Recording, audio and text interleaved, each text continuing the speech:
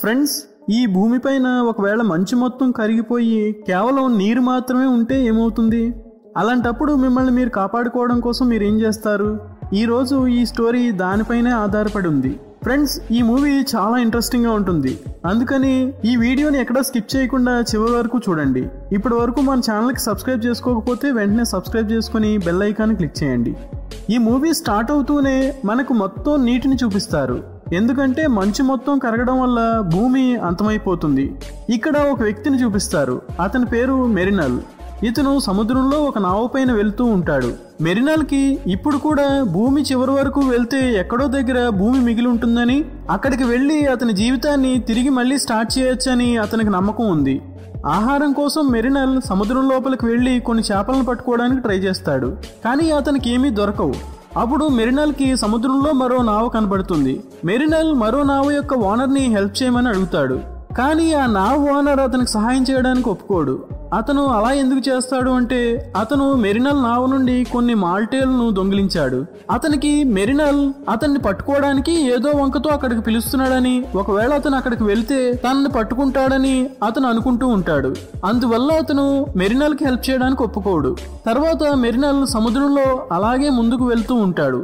అతనికి అప్పుడు ఒక కబేళా కనబడుతుంది. దాన్ని చూసి మెరినల్ ఆ కబేళా లోపలికి వెళ్ళి అతను తన దగ్గర ఏవైతే వస్తువులు ఉన్నాయో వాటిని అమ్మి కొన్ని డబ్బులు సంపాదించాలని అనుకుంటాడు. కబేళా లోపలికి వెళ్ళిన తర్వాత అక్కడి వాళ్ళకి తన దగ్గరున్న వస్తువులను చూపించి వాటిని కొనమని అడుగుతాడు. కానీ మెరినల్ దగ్గర ఏ వస్తువులు అయితే ఉన్నాయో అవి పూర్తిగా పనికిరానివి. వాళ్ళు అతని దగ్గరున్న వస్తువులు కొనడానికి నిరాకరిస్తారు. అప్పుడు మెరినల్ వాళ్ళకి ఒక మట్టి ఉన్న సంచిని చూపిస్తాడు. అది చూసి వాళ్ళు అతన్ని లోపలికి రమ్మని పిలుస్తారు. ఎందుకంటే ఇక్కడ మట్టికి చాలా విలువ ఉంది. అక్కడ ప్రతి చోట నీరే ఉన్న కారణంగా మట్టి యొక్క నామరూపాలు కూడా లేకుండా పోయింది. అందువల్ల ఇక్కడ మట్టి చాలా విలువైంది. ఆ కబేళాలోని ప్రజలకు ఈ మట్టిలో ఏదైనా పండించవచ్చని అనిపించింది.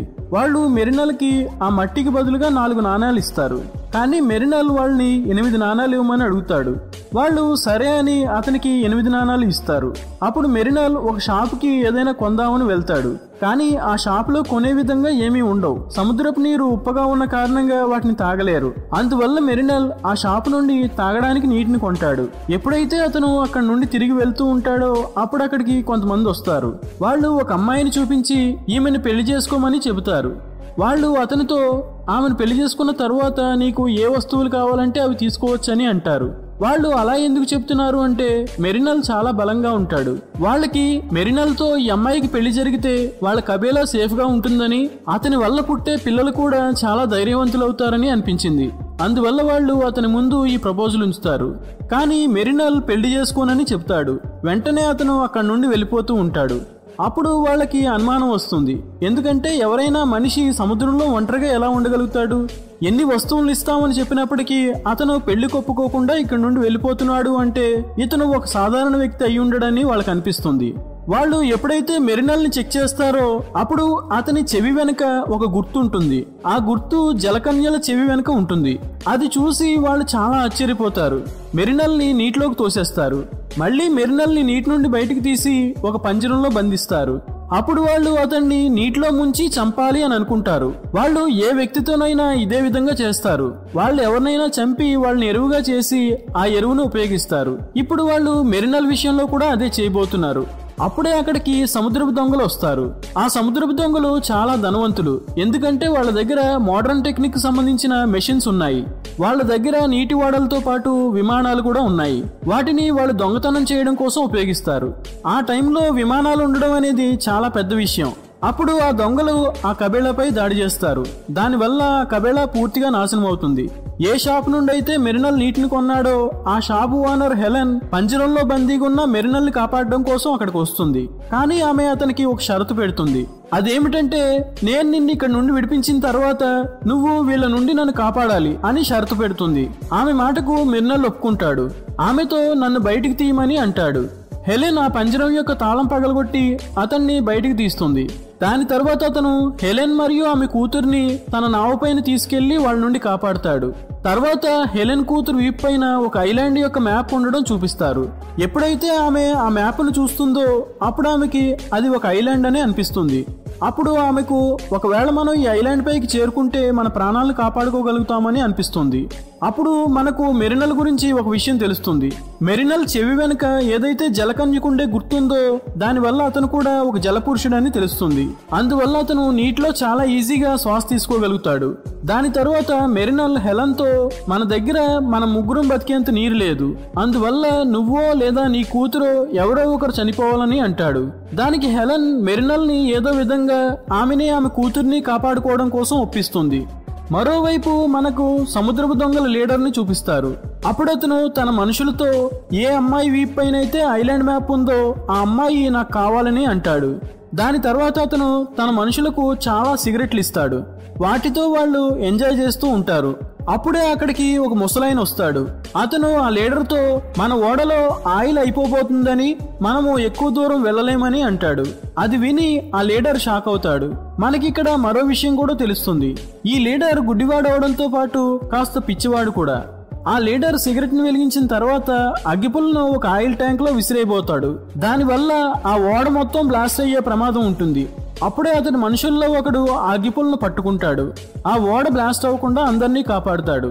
ఆ తర్వాత అతను తన మనుషులను ఆ అమ్మాయిని వెతకడానికి పంపిస్తాడు. మరోవైపు మెరినల్ కూడా హెలెన్ ఆమె కూతుర్ని తీసుకుని వెళ్తూ ఉంటాడు. అప్పుడే ఆ దొంగలు అక్కడికి వచ్చి వాళ్ళపైన దాడి చేస్తారు. అప్పుడు మెరినల్ ఆ నావ బేస్మెంట్ నుండి ఆయుధాలు తీసుకురావడం కోసం వెళ్తాడు. అది చూసి హెలెన్ కి మెరినల్ వాళ్ళను వదిలి పారిపోయాడని అనిపిస్తుంది. అందువల్ల హెలెన్ వాళ్ళపైన దాడి చేస్తుంది. అప్పుడు హెలెన్ ఒక వైర్ని వాళ్ళ ఓడవైపుకు గురిచూసి కొడుతుంది. దానివల్ల ఆ వైరు వాళ్ళ ఓడకు గుచ్చుకుంటుంది. అప్పుడు ఆ దొంగల ఓడ వాళ్ళ నావ చుట్టూ 4 వైపులా తిరుగుతూ ఉంటుంది. అప్పుడే మెరినల్ బేస్మెంట్ నుండి బయటకు వస్తాడు. అప్పుడు అతను ఏదో విధంగా ఆ వైర్ని కట్ చేస్తాడు. వాళ్ళు వాళ్ళ ఓడను తీసుకుని అక్కడ నుండి పారిపోతారు. హెలెన్ ఒక వైర్ని వేస్ట్ చేసినందువల్ల మెరినల్కి కోపం వస్తుంది. అతను కోపంతో హెలెన్ మరియు అతని కూతురు జుట్టును కట్ చేస్తాడు. తర్వాత వీళ్ళు సముద్రంలో అలాగే ముందుకు వెళ్తూ ఉంటారు. అప్పుడు వాళ్ళకి ఒక ఓడ కనబడుతుంది. అది చూసి హెలెన్ మెరినల్తో మనం అక్కడికి వెళ్దాం, దానివల్ల మనకు తినడానికి ఏమైనా దొరకొచ్చు అంటుంది.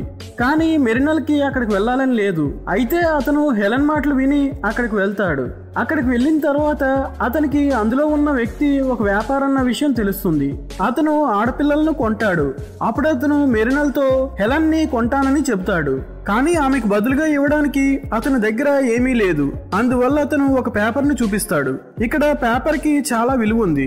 అందువల్ల మెరినల్ ఆ పేపర్ కి బదులుగా హెలెన్ ని అతనికి ఇస్తాడు. అతనితో నీ కేవలం అరగంట మాత్రమే టైం ఉందని చెప్తాడు. అప్పుడు ఆ వ్యాపారి హెలెన్ ని తీసుకొని ఆ నావ కింది భాగంలోకి వెళ్తాడు. అతను లోపలికి వెళ్లి 5 నిమిషాలే అవుతుంది. అప్పుడే అక్కడికి మెరినల్ వస్తాడు. ఆ వ్యాపారితో నీకు ఇచ్చిన టైం అయిపోయిందని అంటాడు.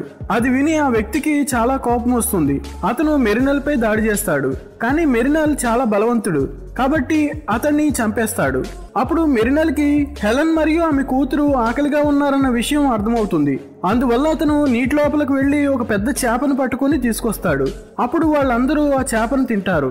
దానితో వాళ్ళ ఆకలి తీరుతుంది. అప్పటి నుండి మెరినల్ మరియు హెలెన్ మధ్యలో ఫ్రెండ్షిప్ పెరుగుతుంది. మెరినల్ హెలెన్ కూతురికి నీటిలో ఈదడం నేర్పుతాడు.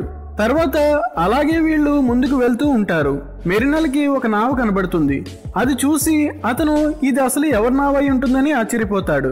ఎప్పుడైతే హెలెన్ ఆ నావను చూస్తుందో అప్పుడు ఆమె అది ఆ సముద్రపు దొంగల నావ అని అర్థం చేసుకుంటుంది.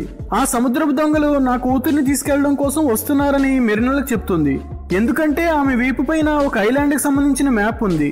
అందువల్ల వాళ్ళు నా కూతురు వెంట పడ్డారని చెబుతుంది. మెరినల్కి ఆమె మాటలపైన నమ్మకం కుదరదు. అప్పుడు అతను ఆమెతో ప్రపంచం మొత్తం నీటిలో మునిగిపోతే ఇక్కడ నేల ఎలా మిగిలిందని అంటాడు. అప్పుడు హెలెన్ అతనికి నమ్మకం కలిగించడం కోసం ట్రై చేస్తుంది.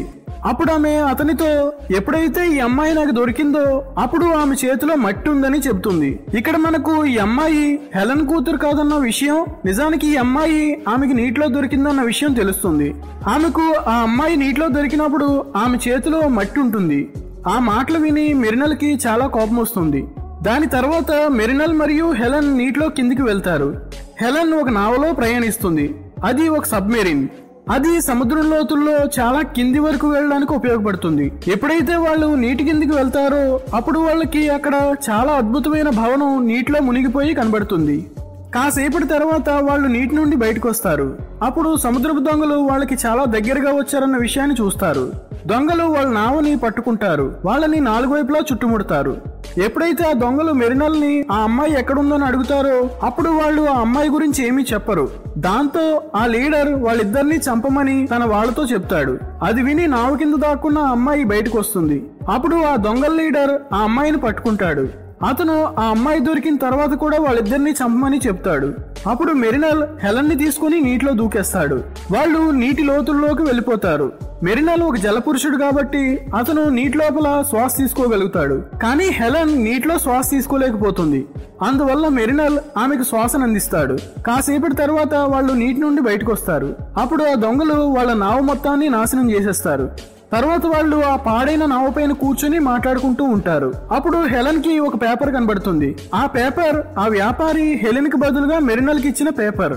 ఆ పేపర్ పైన కూడా భూమిపైన ఒక ప్లేస్ లో ఇప్పుడు కూడా ఇంకా నేల ఉంది అని రాసి ఉంటుంది. కానీ ఇప్పుడు వాళ్ళ దగ్గర ఆ ప్లేస్ కి వెళ్ళడానికి సంబంధించిన ఎటువంటి మ్యాప్ లేదు. అది ఆ అమ్మాయి వీపు పైన గీసి ఉంటుంది. అందువల్ల మెరినల్ ఆ అమ్మాయిని ఏదో విధంగా వెతికి పట్టుకోవాలని అనుకుంటాడు. కానీ వాళ్ళ నావ ఆ సముద్రపు దొంగలను వెతకడానికి వెళ్లే పరిస్థితుల్లో లేదు. అప్పుడే ఒక వ్యక్తి పారాషూట్ ని తీసుకుని అక్కడికి వస్తాడు. హెలెన్ ని పైనుండి పిలుస్తాడు. అతన్ని చూసి హెలెన్ చాలా సంతోషపడుతుంది.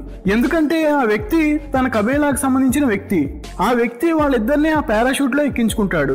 అప్పుడు వారు ఆ అమ్మాయిని వెతకడానికి బయలుదేరతారు. చాలాసేపటి వరకు వెతికిన తర్వాత వాళ్ళకి ఆ దొంగలవాడ కనబడుతుంది. మెరినల్ దానిపైకి మెల్లగా చప్పుడు చేయకుండా ఎక్కుతాడు. అప్పుడు అతను ఆ దొంగల లీడర్ ముందుకు వెళ్లి ఆ అమ్మాయిని తనకు అప్పచెప్పమని అంటాడు.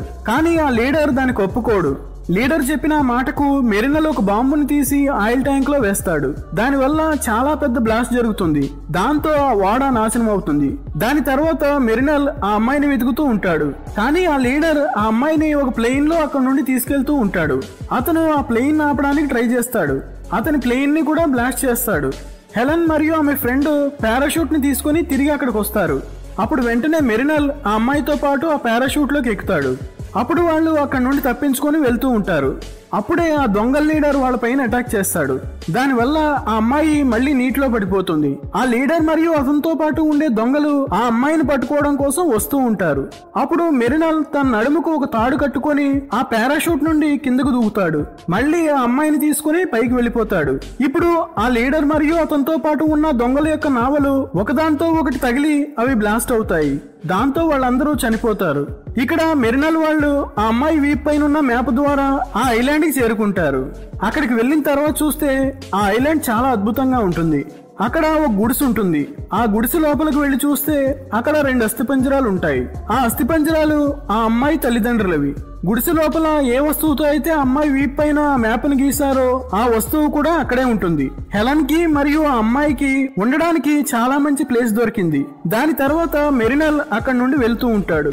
ఎందుకంటే అతను ఒక జలపురుషుడు కాబట్టి అతను నీటి లోపలే ఉండగలుగుతాడు. అందువల్ల మెరినల్ అక్కడ నుండి వెళ్తూ ఉంటాడు. అతన్ని హెలెన్ మరియు ఆ అమ్మాయి అలా చూస్తూ ఉంటారు. దీనితో ఈ మూవీ ఎండ్ అవుతుంది. సో ఫ్రెండ్స్, ఈ వీడియో మీకు ఎలా అనిపించిందో కామెంట్ చేసి తప్పకుండా తెలియజేయండి. ఈ వీడియో మీకు నచ్చితే ఒక లైక్ చేయండి. అలాగే ఇప్పటి వరకు మన ఛానల్కి సబ్స్క్రైబ్ చేసుకోకపోతే వెంటనే సబ్స్క్రైబ్ చేసుకుని పక్కనే ఉన్న బెల్ ఐకాన్ క్లిక్ చేయండి. Thanks for watching.